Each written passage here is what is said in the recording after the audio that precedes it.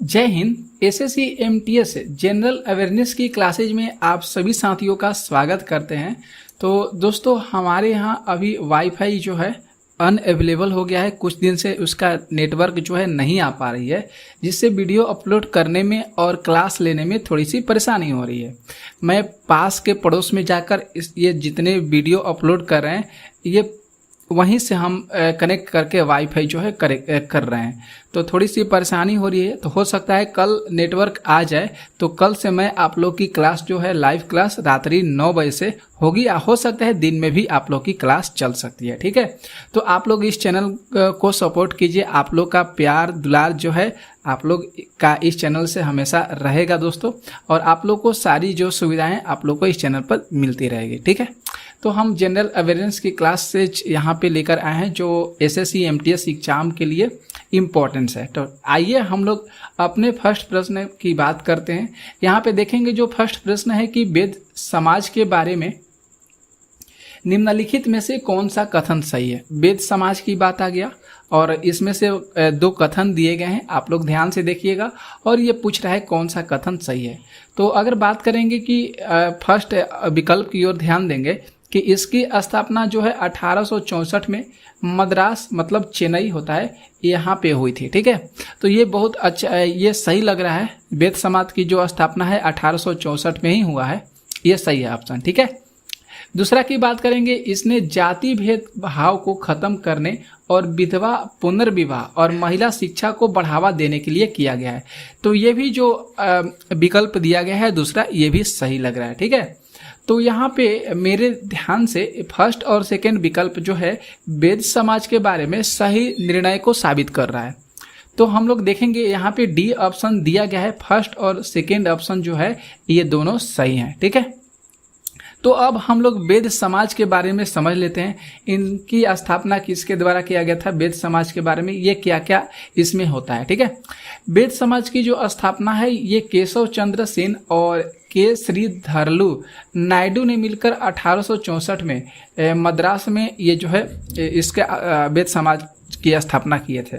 तो समझ में आ गया कि वेद समाज की स्थापना केशव चंद्र सेन और के श्रीधरलू नायडू के द्वारा किया गया है।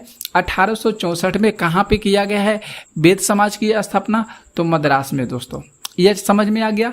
ये जो है ब्रह्म समाज से प्रेरित है, ये जो थे ये ब्रह्म समाज से प्रेरित है। इसमें जाति भेदभाव को खत्म करने, विधवा पुनर्विवाह और महिला शिक्षा को बढ़ावा देने के लिए इस समाज की स्थापना किया गया था। कौन सी समाज की, तो वेद समाज की। क्लियर है, समझ में आ गया। तो आप लोग लाइक कीजिएगा इस वीडियो को। आते हैं सेकेंड प्रश्न पे। यहाँ पे ध्यान से देखिए, जो सेकेंड प्रश्न है कि निम्नलिखित में से किसने महात्मा गांधी को महिलाओं को नमक सत्याग्रह आंदोलन में भाग लेने की अनुमति देने के लिए सहमत किया था। बहुत सुंदर सा प्रश्न है। जो महात्मा गांधी जो आंदोलन चलाए थे, नमक सत्याग्रह आंदोलन, जिसको असहयोग आंदोलन के नाम से जाना जाता है, तो उसमें महिलाओं को शामिल किया गया था। ठीक है, मतलब महिलाओं को भी उसमें अनुमति दिया गया था कि चलिए ठीक है, आप भी इसमें भाग ले सकती है। ओके, तो 4 विकल्प दिए गए थे, यहाँ पे 4 विकल्प दिए गए हैं। अब यहाँ पे ये किसके द्वारा अनुमति मिला था, ये हम लोग को चुनना है। बहुत मोस्ट इंपॉर्टेंट सा प्रश्न है। तो यहाँ पे देखेंगे ऑप्शन यहाँ पे ए सही है, कमला देवी चट्टोपाध्याय। कमला देवी चट्टोपाध्याय के द्वारा जो है ये अनुमति प्रदान किया गया था, दिया गया था। समझ में आ गया। अब हम लोग कमला देवी चट्टोपाध्याय के बारे में और नमक सत्याग्रह के बारे में कुछ जानकारी हासिल कर लेते हैं। तो यहाँ पे देखिए, कमला देवी चट्टोपाध्याय, इनका नाम आप लोग के दिमाग में जरूर होना चाहिए। इन्होंने महात्मा गांधी को महिलाओं को नमक सत्याग्रह आंदोलन में भाग लेने के लिए अनुमति देने के लिए सहमति जताई। ठीक है, सहमत किया था। नमक सत्याग्रह जो आंदोलन है, इसे सविनय अवज्ञा आंदोलन का एक हिस्सा माना जाता है। ओके, महात्मा गांधी जी ने 12 मार्च 1930 से लेकर 6 अप्रैल 1930 तक कहाँ से, तो साबरमती आश्रम कहाँ पे है, तो गुजरात में है। यहाँ से लेकर दांडी कहाँ पर भी है, गुजरात तक, ये पैदल यात्रा किए थे। और ये जो यात्रा है नमक का कानून के विरोध में था, नमक कर कानून के विरोध में ये यात्रा था। तो कहाँ से कब तक चला था, तो 12 मार्च 1930 से लेकर 6 अप्रैल 1930 तक। ठीक है, तो साबरमती आश्रम से लेकर दांडी तक ये पैदल यात्रा हुआ था और इसी को नमक कानून के विरुद्ध माना जाता है। ठीक है, ये था 24 दिन में 385 किलोमीटर जाकर ये चीज समाप्त किया गया था। तो 24 दिन चला गया था, 24 दिन में 385 किलोमीटर चला गया था। ठीक है दोस्तों, समझ में आ गया इस सब के बारे में। ठीक है, नेक्स्ट प्रश्न देखिए ध्यान से, ये भी बहुत सुंदर सा प्रश्न है, बहुत अच्छा सा प्रश्न है। यहाँ पे थर्ड प्रश्न है कि कांटेदार वनों और झाड़ियों की जलवायु परिस्थितियों निम्नलिखित में से किस पौधे की प्रजातियों के लिए सबसे आदर्श मानी जाती है। बहुत सुंदर सा प्रश्न है। कांटेदार वन की बात किया है और झाड़ियों की जलवायु है, वहाँ की जो सिचुएशन है, परिस्थितियां हैं, ये पौधे की प्रजाति के लिए किस तरह आदर्श माना जाता है, ये पूछा है प्रश्न में। तो देख सकते हैं ऑप्शन भी आप लोग देखिएगा तो कुछ शब्द ऐसे मिलेंगे जो आप लोग कभी सुने नहीं होंगे। ठीक है, रीशम देख सकते हैं जिसको रोजवुड हो गया, हपुसा जूनियर, सागौन टीक और इफोर्बिया। तो यहाँ पे डी ऑप्शन को ही हम लोग सही करेंगे। इफोर्बिया जो है यहाँ पे ये सही हो रहा है। पौधे की जो प्रमुख प्रजाति मानी जाती है, सबसे आदर्श पौधा माना जाता है उस प्रजाति का, तो वह हो जाएगा यूफोर्बिया। ठीक है, अब हम लोग थोड़ा सा यूफोर्बिया के बारे में समझ लेते हैं कि भैया ये है क्या। तो आप लोग ध्यान से देखिएगा, कांटेदार वनों और झाड़ियों की जलवायु परिस्थितियां यूफोर्बिया पौधे की प्रजाति के लिए सबसे आदर्श मानी गई है। ओके, ये जो यूफोर्बिया है ये परिवार का आवृत्ति बीजी पौधा है। आवृत्ति बीजी पौधा है एक प्रकार का यूफोर्बिया, जिसे आमतौर पर अस्पर्ज कहा जाता है। इसे क्या कहा जाता है? आमतौर पर अस्पर्ज कहा जाता है। कार्ल लिनियस इनके द्वारा 1753 में अस्पेजिज प्लांटरम में इसको वर्णित किया गया था। जो यूफोर्बिया है ये कार्ल लिनियस के द्वारा पहली बार 1753 में अस्पेजिज प्लांटरम जो प्लांटरम है इसमें वर्णित किया गया था। समझ में आ गया? ठीक है, अगला प्रश्न आते हैं, नेक्स्ट प्रश्न ध्यान से देखिएगा। यहाँ पे जो नेक्स्ट प्रश्न है कि चोलों के शासनकाल में किसी विद्यालय में रख रखाव के लिए दी गई भूमि को डैश के रूप में जाना जाता था। बहुत सुंदर सा प्रश्न है। चोलों के शासनकाल की बात है और थोड़ा सा ये जो प्रश्न पूछा गया है बहुत डीपली जाकर पूछा गया है, इतिहास से रिलेटेड। ठीक है, तो देख सकते हैं कैसा पूछा गया प्रश्न कि जो चोल के जब शासनकाल था उस समय, तो जो विद्यालय के रख रखाव थे जो दी गई उनके लिए भूमि था वह किस रूप में मतलब जाना जाता था। किस रूप में हम उसको जानते थे? तो साला भोग जाना जाता। उस समय जो शासनकाल था चोलों का, उस समय जो भूमि दिया जाता था विद्यालय के लिए या कुछ इसके लिए, उसको साला भोग के रूप में जाना जाता था। ठीक है, याद रखिएगा। ओके, आगे थोड़ा सा हम लोग साला भोग के बारे में जानकारी रख लेते हैं। चोल शासन में किसी विद्यालय में रख रखाव के लिए जो दी गई भूमि है उसको साला भोग के रूप में जाना जाता था।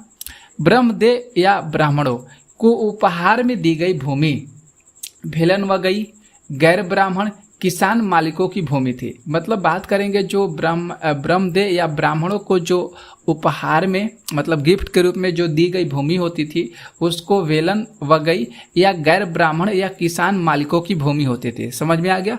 चोल साम्राज्य जो है ये दक्षिण भारत का एक राजवंश था जो 9वीं से लेकर 13वीं शताब्दी के मध्य एक शक्तिशाली हिंदू साम्राज्य होता था। समझ में आ गया कि जो चोल साम्राज्य है साथियों यह दक्षिण भारत का एक राजवंश था। ठीक है, जो 9वीं से लेकर 13वीं शताब्दी के मध्य मतलब 9 और 13वीं शताब्दी के बीच में एक शक्तिशाली हिंदू साम्राज्य होता था।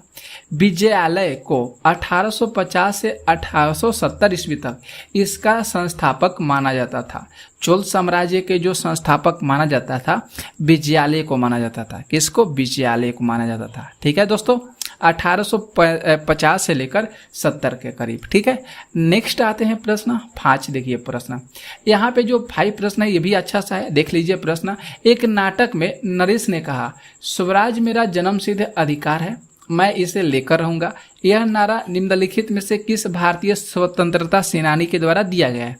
तो ये आप लोग तो जानते ही होंगे, जो स्वराज मेरा जन्मसिद्ध अधिकार है ये और मैं इसे लेकर ही रहूंगा, ये जो नारा दिया गया है हमारे लोकमान्य बाल गंगाधर तिलक जी के द्वारा। किसके द्वारा? तो लोकमान्य बाल गंगाधर तिलक जी के द्वारा। ठीक है, तो बी ऑप्शन यहाँ पे सही हो रहा है। अब हम लोग लोकमान्य बाल गंगाधर तिलक के बारे में कुछ थोड़ा सा जानकारी रख लेते हैं। ये तो पता चल गया, जो मेरा स्वराज मेरा जन्मसिद्ध अधिकार है मैं इसे लेकर रहूंगा, नारा लोकमान्य तिलक के द्वारा दिया गया है। इन्हें केसरी मराठा पत्रिका का भी संपादन किया है। ध्यान में रखना होगा, जो लोकमान्य तिलक जी हैं इन्होंने केसरी मराठा पत्रिका का संपादन किया है और 1 सितंबर 1920 में इनकी मृत्यु हो गई थी। 1 सितंबर 1920 में इनकी मृत्यु हो गई थी। तो जो इम्पोर्टेंट सा फैक्ट है, जो एग्जाम की दृष्टि से आ सकता है, बन सकता है प्रश्न, वही फैक्ट आप लोगों को हम इस चैनल पर बताते हैं। जो भी प्रश्न लेते हैं उस प्रश्न के जो भी फैक्ट होते हैं, जो डीपली गहराई से होते हैं, उस चीज़ हम आप लोग को बताते हैं, जिससे प्रश्न जो है एग्जाम में आ सकता है, बन सकता है। ठीक है, नेक्स्ट देखिएगा प्रश्न, यहाँ पे जो 6 प्रश्न है कि निम्नलिखित भारतीय लेखकों में से किसने भारत के राष्ट्रवादी आंदोलन के दौरान प्रसिद्ध उपन्यास जोरा लिखा। प्रसिद्ध जो उपन्यास है जोरा, ये किसके द्वारा लिखा गया है। तो यहाँ पे देख लीजिएगा महात्मा गांधी, यहाँ पे कर लीजिएगा महात्मा गांधी, जवाहरलाल नेहरू, रविंद्रनाथ टैगोर और भगत सिंह। तो ये जो लिखा गया है ये रविंद्रनाथ टैगोर के द्वारा जोरा लिखा गया है। मतलब ध्यान से आप लोग याद रखिएगा, जो जोरा उपन्यास है ये रविंद्रनाथ टैगोर के द्वारा लिखा गया है। ठीक है, अब थोड़ा सा जोरा उपन्यास और रविंद्रनाथ टैगोर के बारे में इम्पोर्टेंट सी जानकारी हम लोग रख लेते हैं। तो ये तो आप लोग को पता चल गया, जो भारत के राष्ट्रवादी आंदोलन के दौरान जो प्रसिद्ध उपन्यास रचा गया था वह जोरा, जिसका नाम है जोरा, ये रविंद्रनाथ टैगोर के द्वारा था। ठीक है, रविंद्रनाथ जो टैगोर हैं एशिया के प्रथम ऐसे व्यक्ति थे जिनकी रचना गीतांजलि के लिए 1913 में साहित्य का नोबेल पुरस्कार से सम्मानित किया गया था। रविंद्रनाथ जो टैगोर थे ये एशिया के प्रथम व्यक्ति थे। ठीक है, और इनको जो है गीतांजलि के लिए 1913 में साथियों साहित्य का नोबेल पुरस्कार से सम्मानित किया गया था और 1915 में जॉर्ज पंचम की और नाइटहुड की उपाधि इनको प्रदान की गई। तो बहुत सुंदर सा प्रश्न यहाँ से बन सकता है रविंद्रनाथ टैगोर से कि रविंद्रनाथ टैगोर की रचना कौन सी है, गीतांजलि है। ठीक है, 1913 में, और इनको साहित्य नोबेल पुरस्कार भी मिला है 1913 में। कौन सी रचना पर मिला है, तो गीतांजलि पर मिला। ठीक है, जॉर्ज पंचम और नाइटहुड की उपाधि किसको मिला है, तो रविंद्रनाथ टैगोर को मिला है 1915 में। इंपॉर्टेंट है। कलकत्ता में शांति निकेतन की भी स्थापना किया गया है रविंद्रनाथ टैगोर के द्वारा। ठीक है, तो ये भी आता है प्रश्न, शांति निकेतन कहाँ पे है भैया, तो कलकत्ता में। किसके द्वारा स्थापना किया गया है भैया, तो रविंद्रनाथ टैगोर के द्वारा। ठीक है, क्लियर है। आगे आते हैं प्रश्न, नेक्स्ट देखिएगा। यहाँ पे जो 7 प्रश्न है ध्यान से देखिए कि भारतीय संविधान का कौन सा अनुच्छेद कानूनों के समान संरक्षण और कानून के समक्ष समानता प्रदान करता है। कानून के समक्ष जो है समानता प्रदान करता है, वह कौन सा अनुच्छेद है, तो वह अनुच्छेद 14 हो जाएगा। अनुच्छेद 14 में बताया गया है, आप लोग देख लीजिए यहाँ पे अनुच्छेद 14 क्या कह रहा है। अनुच्छेद भारतीय संविधान के अनुसार अनुच्छेद 14 में कहा गया है कि कानूनों के समान संरक्षण और कानूनों के समक्ष समानता प्रदान करता है। ठीक है, अनुच्छेद कितना, 14।